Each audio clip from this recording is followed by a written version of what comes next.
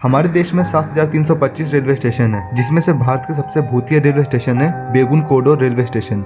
इसके बारे में प्रचलित है कि 1967 में एक रेलवे एम्प्लॉय ने यहाँ पर एक औरत की आत्मा को देखा, जिससे कुछ दिन बाद उसका पूरा परिवार मर गया। इसके बाद भी भूतिया घटनाएं नहीं रुकी और उसी साल इसे बंद कर दिया गया। पर इन सबके 42 साल बाद फिर से 2009 में उस समय की रेलवे मिनिस्टर ममता बनर्जी ने इसे वापस चालू कर दिया। रोजाना यहाँ 10 ट्रेनों का हॉल्ट है, पर यहाँ पर होने वाली भूतिया घटनाओं की वजह से शाम होने के बाद ये स्टेशन बिल्कुल सुनसान हो जाता है।